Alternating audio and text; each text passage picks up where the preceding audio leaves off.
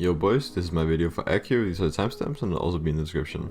So I'm back, I guess. I took a small break from the game, about a month, to play other games and just have fun with the family. I wasn't feeling GD too much, so I've gotten some motivation back and I'm pretty much back now. So I currently got 4 additional videos lined up that I'll try to finish in the coming weeks. Some of them being of extremes that I beat before the break and some of them being of extremes I beat after the break. So with that said, I guess we'll just get into the video. So for picking the level, I'm actually using a new system. We're no longer going to be going with the polls.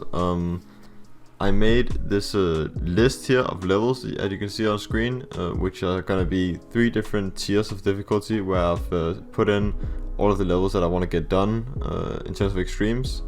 And the plan is to be working on 1 level from each tier at all times, so that I'm always working on separate levels. In case I get bored of one, I can just play another one for the evening.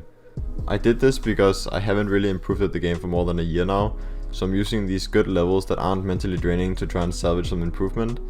After all of them are done, I'll take a look at if improvement happened. If we did, we can continue going for all extremes. If I didn't improve, I'll be satisfied with what we got done, but I'll probably not continue forth with all extremes.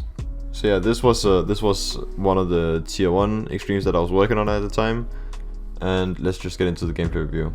So for the pre-drop, I'm gonna preface the entire gameplay review by saying that I'm not gonna go into a lot of detail, because I'm a bit too far above the skill level to accurately review this. So I thought the pre-drop was pretty cool. I actually liked it quite a bit. It has some cool sync and chill timings. The last few clicks of it though are weirdly hard. I don't know exactly why this is. I will probably have made them equal to the rest of the pre-drop. For the drop, it's really fun. I actually very much enjoyed the entire drop section. The only issue I had was with the 50 to 60 section, which was super chokeable for me. I ended up dying a lot there from 0. And another thing that needs to be said is that the wave at 68 is supposed to be really hard for people doing this as a hardest, so definitely try to be aware of that. You should probably try out that wave before you commit to learning the rest of the level.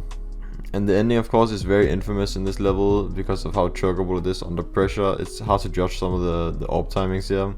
So you should definitely be prepared to die here multiple times, just out of pure nerves, and try not to get too angry about it, because that is very much the nature of the level, that you're meant to die here.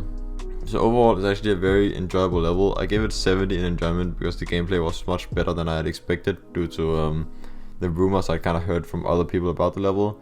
But the deco style isn't really something that I'm a fan of. I don't like how it's trying to deceive you by not being able to tell what's foreground and background. That's just a gimmick that I'm not really vibing too hard with. So for the difficulty assessment, I've chosen to place it here.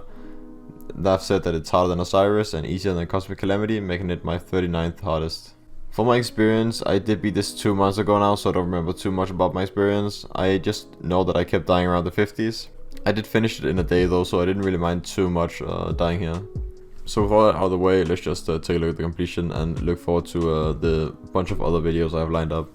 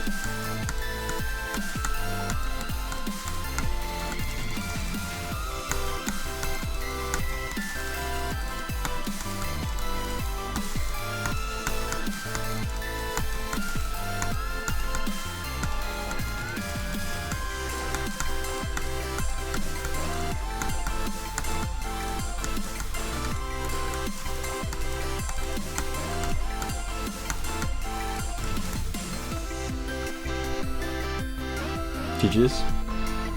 Get it done.